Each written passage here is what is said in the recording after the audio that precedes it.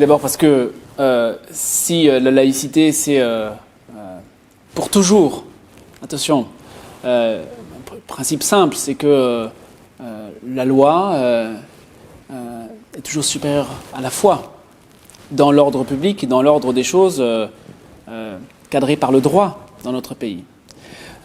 Pour autant, cette façon de vivre ensemble,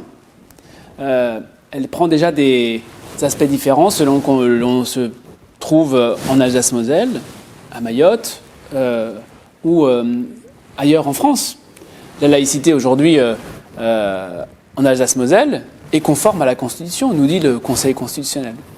Est-ce qu'à l'avenir, cette laïcité conforme à la Constitution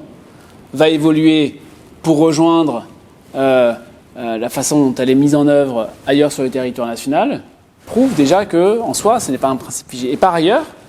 peut-être que la laïcité que l'on vit ici en Alsace-Moselle, reconnue conforme à la Constitution par le Conseil constitutionnel, peut-être pourra-t-elle inspirer des dispositions qui pourraient, en droit, venir changer la façon dont cette laïcité se traduit dans les textes qui régissent notre espace public, notre ordre public, notre droit.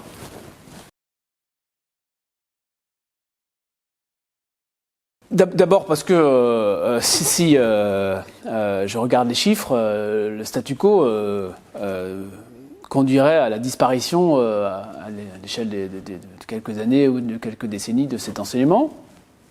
C'est peut-être le choix que certains veulent faire. C'est aussi inacceptable et surtout inacceptable parce que vous avez aujourd'hui des enfants de la République qui n'ont pas tout à fait les mêmes droits que leurs camarades. Lorsque vous êtes aujourd'hui un enfant musulman, en Alsace-Moselle, vous n'avez pas accès à l'enseignement religieux comme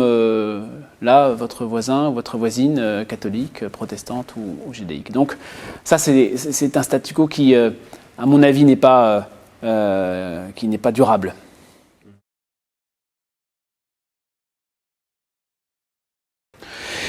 Écoutez, je pense que sur l'expérimentation, il faut faire en sorte en tout cas que ceux qui vont à l'extérieur de l'école chercher des références spirituelles, par exemple pour ce qui concerne la religion musulmane, puissent l'avoir à l'école, non pas pour avoir un cours de religion musulmane, et d'ailleurs derrière cela il y aurait d'immenses difficultés à d'ailleurs mettre d'accord sur les musulmans eux-mêmes sur ce qu'ils voudraient comme cours. Non, l'idée c'est de se dire que, bien entendu, tout en laissant toujours le choix aux parents, hein, et ça c'est fondamental, ça doit être une demande des parents, peut-être d'aller vers quelque chose qui serait, encore une fois, du dialogue interreligieux, où on ferait se dialoguer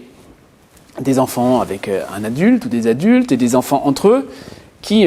en plus de ça, si jamais on ne leur propose pas cela, vont se replier sur eux-mêmes